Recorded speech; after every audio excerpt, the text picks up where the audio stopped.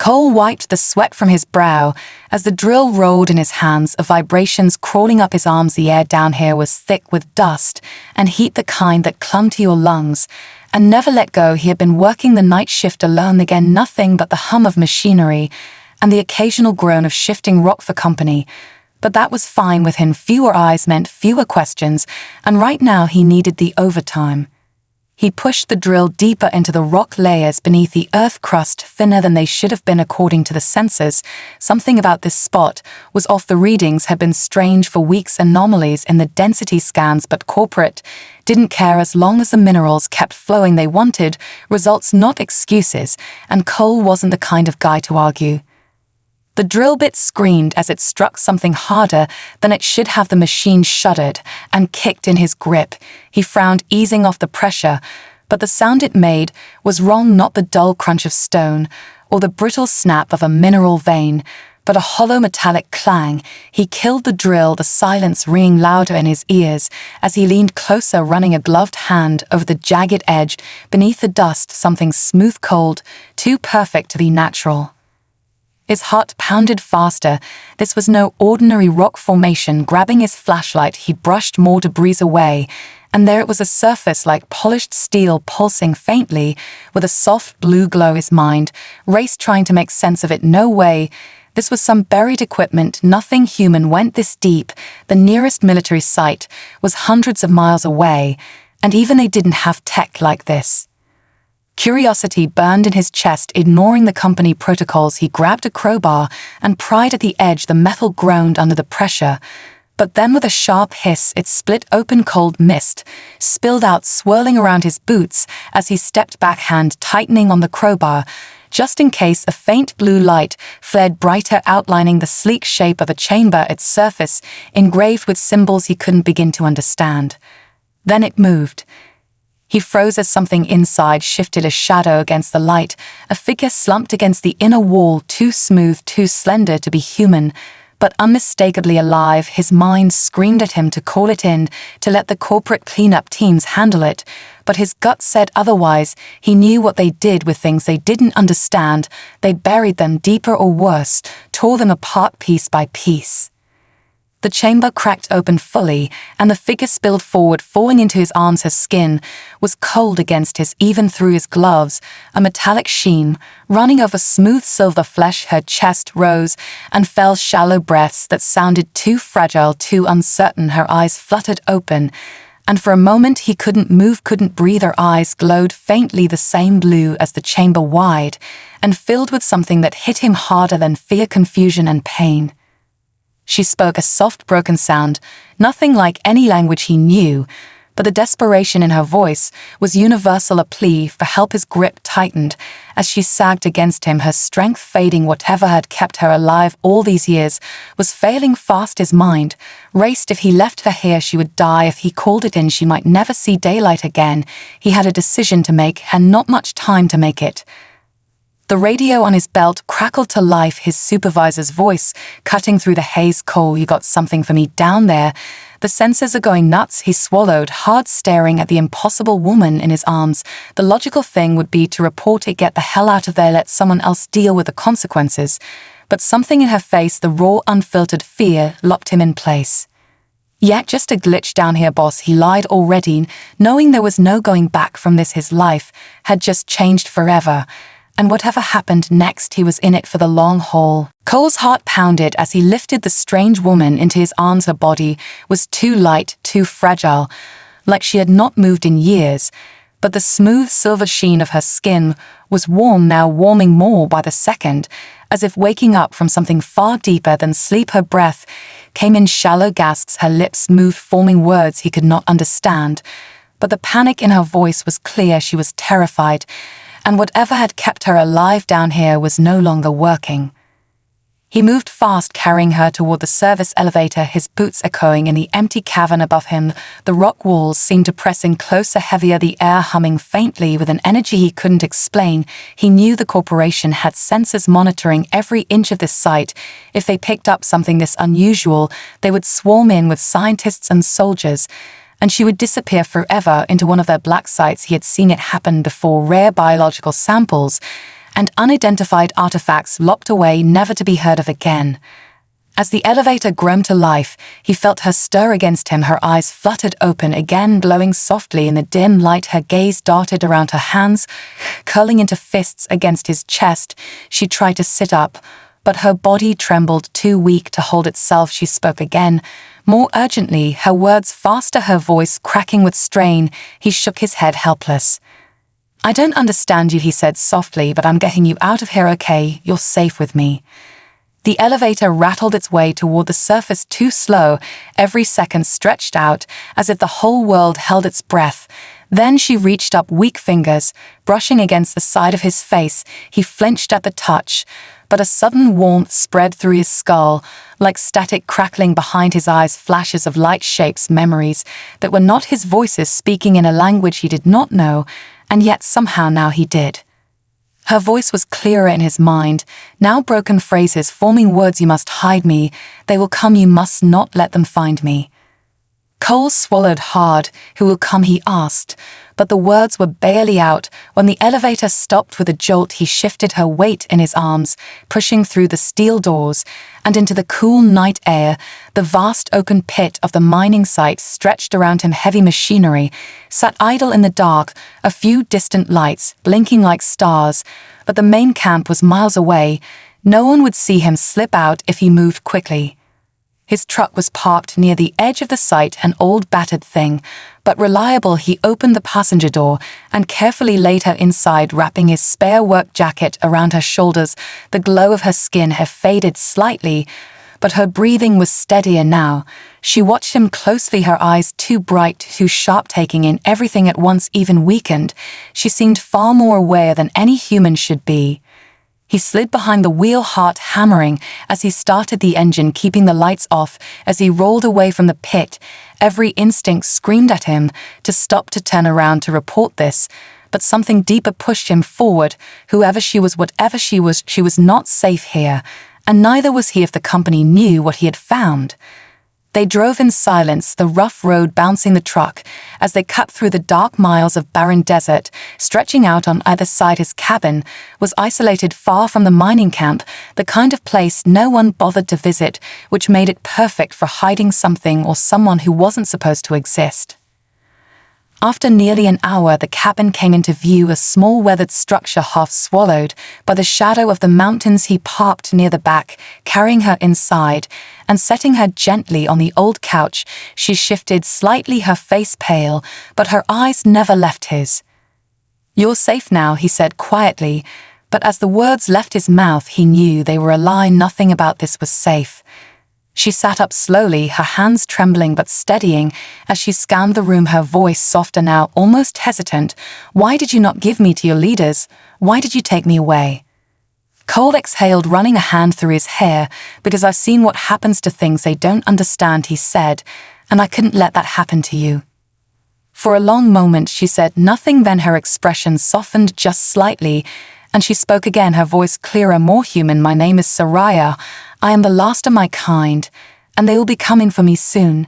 Cole stared at her, unsure of how to process her words. She was the last of her kind, he repeated in his mind, trying to understand what that meant for her. And for him, the silence between them stretched as he stood there watching her, her silver skin glowing faintly in the dim light of his cabin. She looked fragile, but in her eyes he could see something else, an intensity, something ancient that he couldn't explain. "I don't understand," he said quietly. "You're telling me you're not from Earth?" She nodded slowly, her eyes never leaving his. "I am Surreal of the Tzalith, the race that once ruled this world. Long before humans came, we were here in the time of the Great War, buried beneath the earth. To survive," she stopped, as if the words were painful, like they were too heavy for her to carry.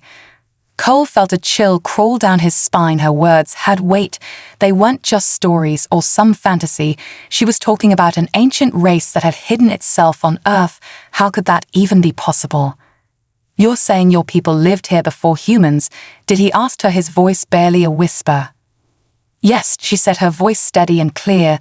"They were not your ancestors. We came from the stars. Our civilization was advanced beyond your understanding. But our war with the cliff drove us into hiding. The Caliph feared that the cliff would destroy us all, so we buried ourselves beneath the surface of this world. When the war ended, we never woke up. She shifted slightly on the couch, her body still weak from whatever had kept her in stasis for so long, but her mind seemed sharp, her words were full of purpose. Now we thought we were forgotten. The signal we had set to awaken us was lost over time. I am the last of my people, the others perished before they could return. But you said they're coming now, Cole said, his voice tight, the weight of her words settling heavy in the air. Yes, Soraya's gaze turned distant, as if she was seeing something beyond the walls of the cabin. Her eyes darkened, and her voice lowered with dread. The signal I sent out upon waking, it will be heard. They will know I have awoken. And when they come, they will not be merciful. Your kind is an infestation to them. They will see you as an obstacle to their rebirth, and they will erase everything. Cole's stomach twisted at the thought of an entire race descending on Earth to destroy humanity, to wipe them out like an inconvenience. He had no idea how to stop something like that. His mind raced as he paced the small room, trying to think of any way out of this mess. The company, the military, they were not prepared for this. There has to be another way, he muttered to himself. There's always another way. We can't just let them destroy us like that. Soraya's eyes locked onto him, her expression serious. No matter what you do, your kind will not be able to stop them. They are far more advanced than you realize. They will not be swayed by your technology or your weapons. They will burn everything to the ground if they must. Cole clenched his fists, the weight of her words hitting harder than any blow. The thought of losing everything, the earth, the people he loved, everything he had fought for, made him angry. A fire ignited in his chest. He couldn't let that happen, not without a fight. But I'm not giving up, he said, his voice low and filled with resolve. I won't let them take Earth. Without a fight, I'll find a way. Soraya studied him for a long time, her eyes never leaving his. She said nothing, but there was a glimmer of something in her gaze, something like respect, or maybe it was the barest hint of hope. It was gone too quickly for him to be sure. You will need help, she said finally. You will need more than just strength. You will need knowledge. Cole stopped pacing and looked at her. How do you know that? Because I know what they are capable of. I know how they think. I know how to fight them. Her voice was calm now, but there was a quiet power behind her words, a confidence that sent a shiver down his spine. She wasn't just an alien, she was something far more dangerous, something far more knowledgeable. And in that moment, Cole realized that she wasn't just going to be the one he needed to protect, she was the key to saving everything. I'll do whatever it takes, he said, his voice steady, no matter what it takes to stop them. Soraya nodded slowly, as if she had expected his response. Very well. She said, we start with what I know, but be warned, it will not be easy. You must trust me, and you must be ready for what is coming, because once the Daleth return, there will be no turning back. Cole's mind raced as he processed her words. Soraya wasn't just a survivor, she was a weapon in her own right, a key to understanding the alien threat that was about to tear Earth apart. But with every passing second, the weight of that responsibility grew heavier. He wasn't ready for this, not for any of it, but deep down he knew that there was no turning back now. Soraya's gaze never wavered. She was waiting for him to make a choice, and in that moment, Cole understood that whatever was coming next would require everything he had, every ounce of strength, courage, and determination he could summon. How do we stop them? He asked, his voice tight with urgency. They're coming, and I don't have the first clue how to fight something like that. Soraya's eyes darkened with a hint of sadness, her fingers tracing the edge of the couch as if she were remembering something from the distant past. We cannot stop them with your weapons, she said softly. They are too powerful, too advanced for you to defeat in that way. But there is another way. I can show you how to fight them, but it will not be easy. Cole's heart hammered in his chest at her words, but he nodded sharply. Whatever it takes, he said again, even though doubt lingered in the back of his mind. Soraya took a deep breath and leaned back into the couch. Her silver skin glowed faintly in the low light, and for the first time since she had woken up there was a sense of calm about her. She seemed to draw strength from something beyond the physical world, as if she were connected to something far greater than just herself. There is a power in that Daleth's technology, she began, her voice steady and deliberate. It is not just their weapons that make them formidable. It is the way they manipulate energy, the way they tap into the very fabric of reality itself. We do not just fight with our minds or our bodies, we fight with our understanding of the universe. Cole furrowed his brow, trying to make sense of what she was saying. You're talking about energy manipulation.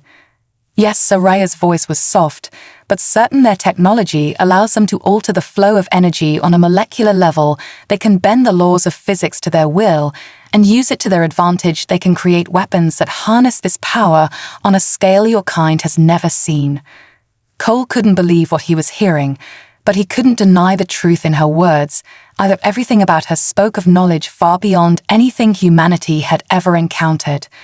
But why haven't they used it already? He asked. They've known about us for how long, and they're just waiting now. Soraya's eyes narrowed slightly, a flicker of something darker passing over her face. They are watching you, she said, her voice low and dangerous. They have been watching you for centuries. They know your strengths and your weaknesses.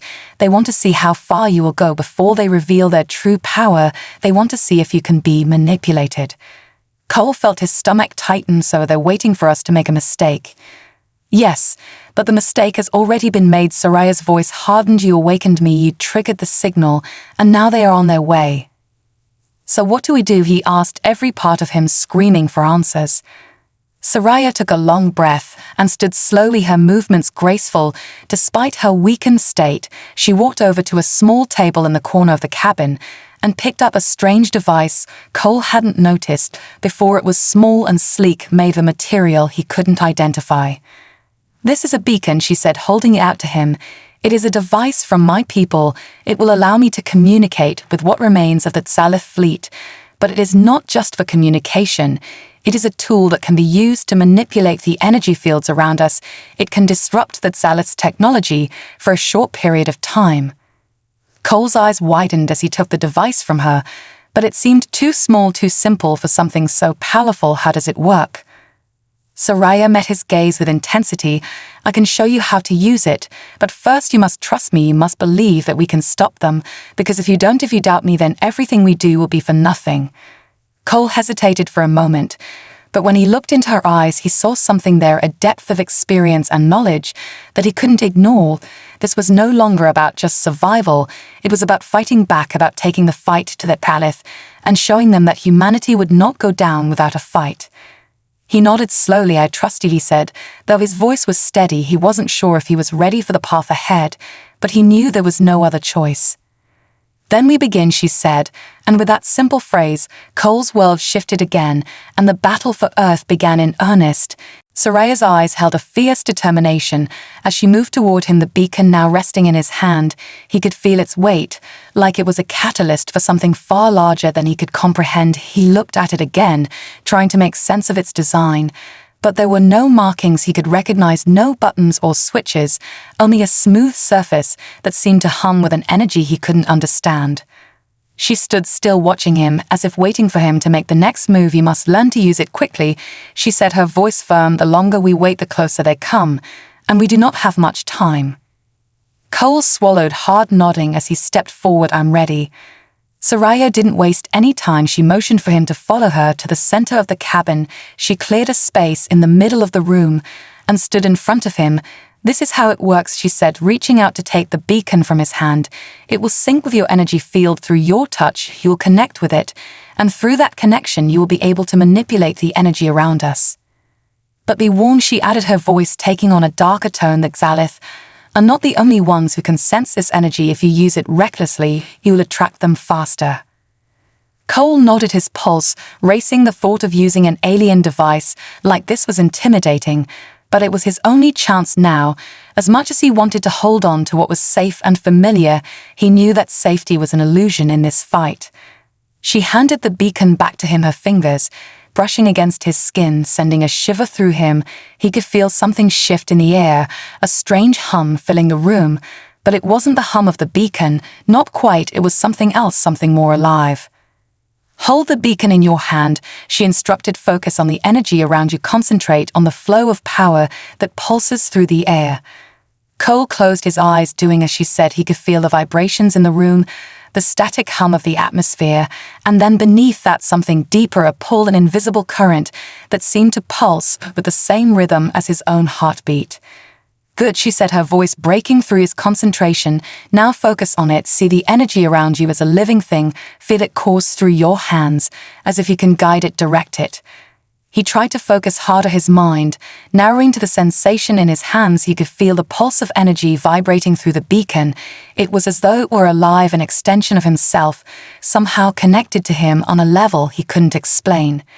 "Feel the current," she urged, "now direct it outward toward the walls around you." Cole hesitated for just a moment, but then he pushed his will forward, an invisible force like a ripple in the air, spreading out from his hands. He gasped as the room seemed to shift in response, the air thickening and growing heavier. It was as if reality itself had bent slightly under his influence. "That's it," she said, her voice filled with approval. "Now keep the flow steady and steady your mind to maintain it." Cole gritted his teeth and focused harder, the energy coalescing around his hands. He could feel it pulling and twisting in strange ways, like the threads of an invisible tapestry. He was beginning to understand how to guide it, but there was a part of him that was afraid of what would happen if he lost control. Suddenly, the energy flooded the room, seeming to vibrate with a harsh intensity. Cole yelped, stepping back instinctively, but Soraya reached out and grabbed his arm, holding him steady. "Don't break the connection," she said. "Urgently focus on controlling it, not releasing it." Cole forced his mind to calm. The vibrations slowed, and the air in the room seemed to settle, his breathing labored but controlled. "You've done it," she said, her voice low, with something akin to pride. "Now you understand how to manipulate the energy. Now you just need to refine it, to use it as a weapon when the time comes." The weight of her words settled heavily on him. What time was that exactly? How much longer before the Talith arrived, before the war Soraya had spoken of became a reality? "How long do we have?" he asked, his voice barely above a whisper. Soraya's face hardened as she glanced out the window into the dark night, the sky beyond impossibly vast and empty, but with an undeniable sense of impending doom.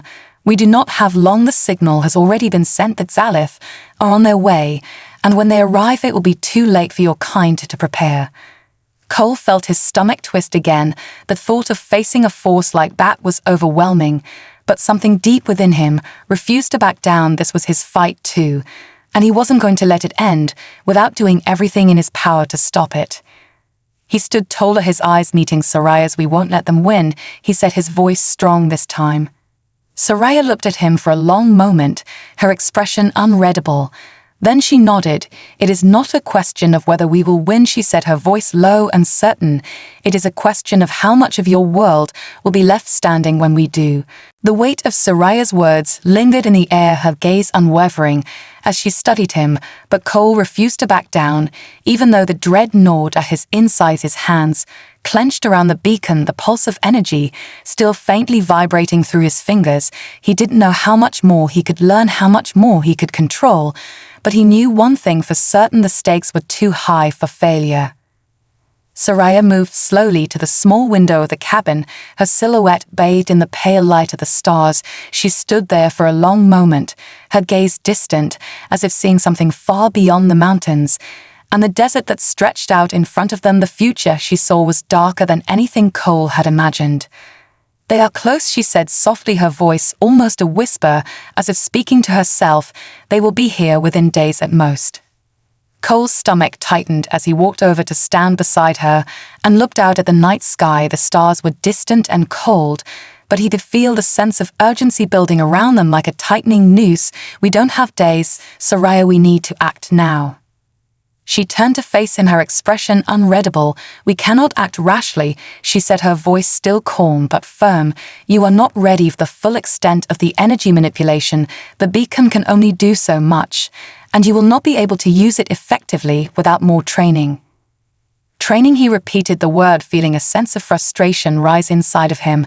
"We don't have time for that." "I know," Soraya said quietly, "but if you use the beacon without understanding its full potential, you will make the same mistake I made centuries ago."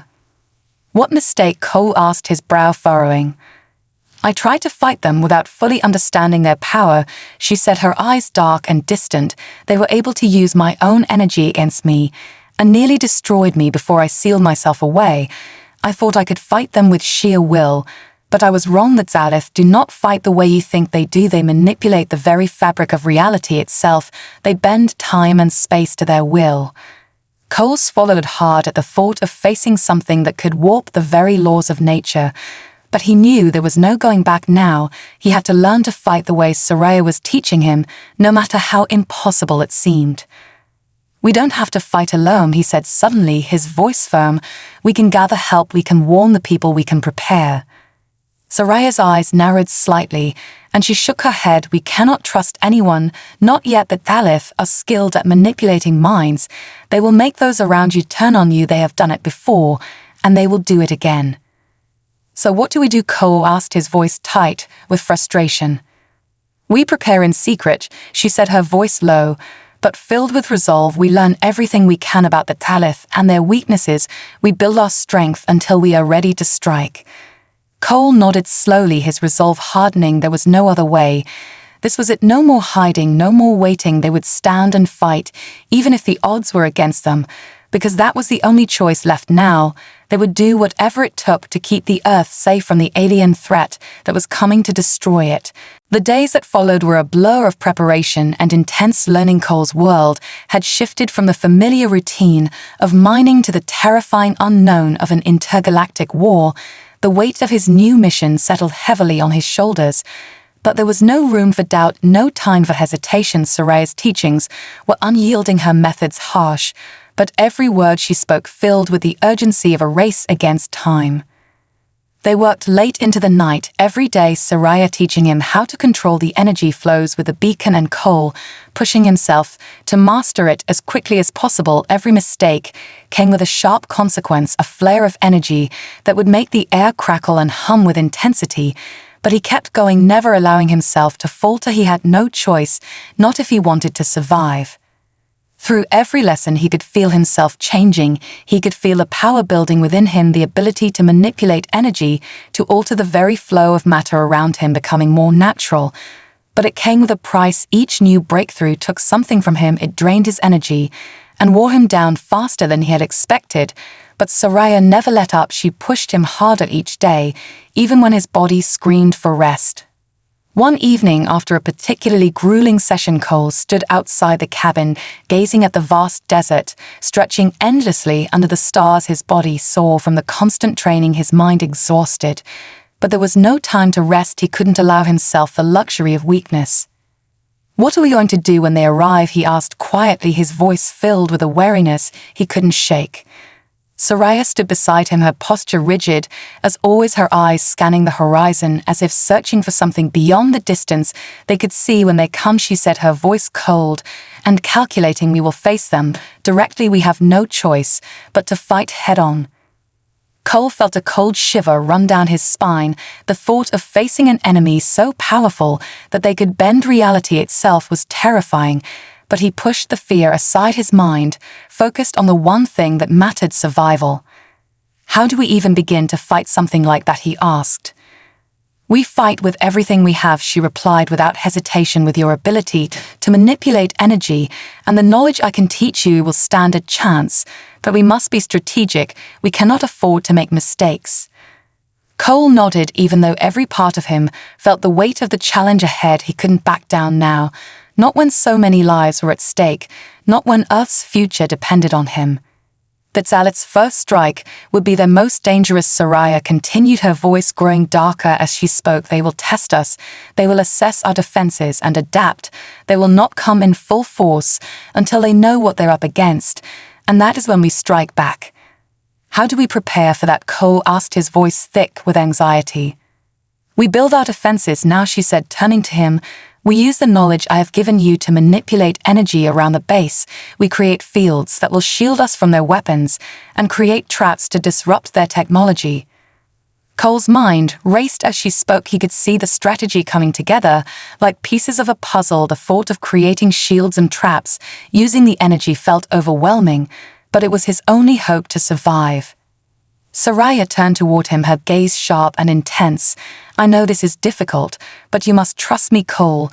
This is the only way we have a chance. They will come at us with everything they have, But if we are prepared, if we use the beacon and the knowledge I have shared with you, then we can fight back, we can survive." He stared into her eyes for a moment, feeling the weight of her words, but also the conviction in her voice. He had seen her strength, her confidence, and for the first time since this all started, he felt a spark of hope. "I'll do it," he said, his voice steady. "I'll help you build the defenses and learn everything I can to make sure we're ready for them." Surreal nodded sharply. "That is the only path forward," she said, her voice unwavering. "We must prepare while we still have time, and when they come we will make them regret underestimating humanity." The silence that followed was filled with an unspoken understanding. The stakes were higher than either of them could fully grasp, but they would face it together. They would stand and fight, because there was no other option, no surrender, no turning back, not when the future of Earth hung in the balance. And as Cole stood beside Surreal, looking out at the desert under the endless sky, he knew one thing for certain: this battle was just beginning. Days bled into nights, and Cole barely slept. His body was worn, his mind constantly worrying with calculations and strategies, his hands still gripping the beacon, as if it were the only thing keeping him grounded. Surreal pushed him harder every day, testing his limits, showing him how to manipulate the energy flows around him, teaching him how to bend space and time in ways he could hardly comprehend. Every new lesson came with its own set of challenges as they built their defenses one at a time. Invisible energy shields rose from the ground around the cabin as Cole learned to control the currents of power that surged through him, each pulse of energy creating walls of protection. But every time he pushed further, the danger grew sharper. Each failure felt like it could be the last. But Surreal was relentless. She never let him stop, never gave him room to rest. She knew that each second was crucial, that the Pakalith were drawing closer, that the moment of truth would come when they would have to fight or die. Cole couldn't remember the last time he felt at peace. There was always something looming, always a feeling that the end was coming. But he refused to give in to the fear, because deep down he knew one thing: he couldn't afford to fail, not when so many depended on him. It was the last night before that Atalith would arrive, or so Surreal said, and Cole was standing alone in the middle of the training room, his eyes closed, his body humming with the residual energy of the beacon. As he focused on the patterns that Surreal had taught him, he could feel the currents around him pushing and pulling as he guided them into new formed shapes that were stronger, sharper, more refined. His concentration was broken by the sudden sound of footsteps behind him, and he turned to see Surreal watching in her eyes, narrowed in concentration. "You've made progress," she said, her voice soft but filled with approval. Cole wiped the sweat from his brow, trying to ignore the ache in his muscles. "How much further do we have to go?" "Not much longer," she replied. "The Talith will be here within hours. We've done what we can to prepare now. We must wait for them to make their move and be ready to respond when they do." Cole's heart pounded at the thought, but he nodded. He knew there was no time left to question or second-guess their plan. "Do you think we have a chance?" he asked, his voice low, his doubt creeping in despite himself. Surreal's eyes met his, and for the first time since he had met her, he saw something in her expression that wasn't just determination or strategy. There was something softer, a flicker of something almost like hope, but it was fleeting. It vanished as quickly as it appeared. "I believe we do," she said simply, but her voice held the weight of everything they had learned together, everything they had built in these short weeks. "Together, we are stronger now than we were before, but the real test will be how we use what we've learned, how we stand when the Talith come." "They're coming," she said softly, her voice shifting to one of grim certainty. "They will not stop until they've wiped you out, but we will not let them win. They will find us ready for them." Cole felt a chill run down his spine at her words, but there was something else inside him now, something that burned brighter than fear, the fire of determination that had been ignited the moment he made the choice to fight back against the darkness that threatened his world. He could hear the wind howling outside the cabin, the sound of the desert carrying the weight of the coming storm, but he wasn't afraid, not anymore. "We fight tomorrow, Ben," he said, his voice steady. Surreal nodded once more, her eyes flicking toward the distant horizon. "They will come in the dark hours of the night," she said. "They will strike when your defenses are weakest, but we will be ready. We will show them what humanity is capable of." Cole's resolve hardened as he turned to face the walls of energy that shimmered around them. He could see the first flickers of Salith's ship in the distance, a faint glow on the horizon like a shadow creeping toward them. And for the first time in weeks, Cole felt like he wasn't alone. He felt the weight of the beacon in his hand, the connection to Surreal, the knowledge that he had learned, and that together they were stronger than they had ever been. As the night stretched on and the stars shone overhead, he knew that whatever came next would test every fiber of his being, but he would not back down. He would stand firm and fight to the very end, because he had a reason to fight now. He had a purpose, and no matter how impossible the odds seemed, he would not let Earth fall, not without a fight, not without showing that humanity would rise up against them, no matter what. The hours dragged on as Cole and Surreal stood side by side in the silent cabin watching the horizon. The energy shields hummed quietly around them, a protective barrier that felt fragile against the overwhelming power that was approaching. Every nerve in Cole's body was on edge, the tension in the air so thick he could feel it pressing against his chest. He had trained for this moment, but the reality of it felt far more terrifying than he had ever imagined. That Salith would come soon. They were out there in the darkness, moving closer with every minute, and Cole knew there was no turning back now. There was no more hiding, no more waiting for someone else to save them. It was up to him to make sure they survived. Surreal stood perfectly still beside him, her eyes scanning the horizon, her face expressionless, but Cole could see the tension in her movements, every muscle in her body, ready to react at the first sign of danger. She had seen this before. She had fought against them and lost, but this time would be different. They had the advantage of surprise and the power of the beacon. They had everything to play for, but that didn't mean they would win. Cole turned toward her, his heart pounding. "Surreal, are you ready?" She didn't answer at first, her gaze still fixed on the distance, but then she looked at him, and for the first time he saw a flicker of something that resembled emotion in her eyes. Fear maybe, but also determination. "It's not about being ready," she said quietly, "it's about surviving." The words hit him harder than he expected, because in that moment he understood what she meant. No one was truly ready for what was coming. No one could be, but they had to keep moving forward anyway. They had to survive. Cole gripped the beacon tightly in his hand, feeling the power surge through him as he focused on the energy flowing from the device. He had learned to manipulate it over the last few days, but now it felt different. The energy wasn't just a tool, it was a lifeline, his only chance to protect everything he cared about. The ground beneath them rumbled, and Cole's heart skipped a beat as the first signs of the Daleth appeared in the sky, a flicker of light far off in the distance, but it was unmistakable. Their ships were coming. Surreal tensed beside him, her gaze sharp. "They're here," she said, her voice steady despite the fear that lingered in the air. Cole nodded, his eyes fixed on the horizon as the first of the Salith ships came into view, their massive forms blocking out the stars like a wall of shadow.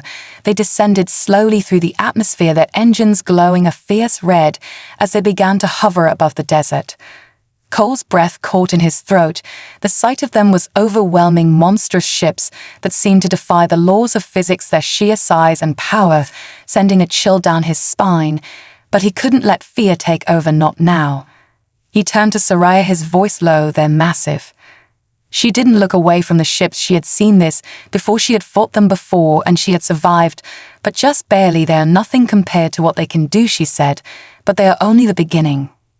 Cole's stomach dropped as the ships began to land, their energy fields disrupting the ground beneath them, the very earth shaking with the impact. The ground trembled beneath his feet as the Salith troops began to disembark, their forms like shadows, moving swiftly across the desert, their alien features barely visible in the dim light of the landing ships. Surreal turned to him, now her voice sharp and commanding. "Use the beacon now, don't wait." Cole didn't hesitate. He pressed his hands against the device, feeling the energy flow through him. It surged upward, his mind and body alight with the power of it. The walls of energy around the cabin flickered and hummed as the energy shields expanded outward, creating a barrier between them and the oncoming forces.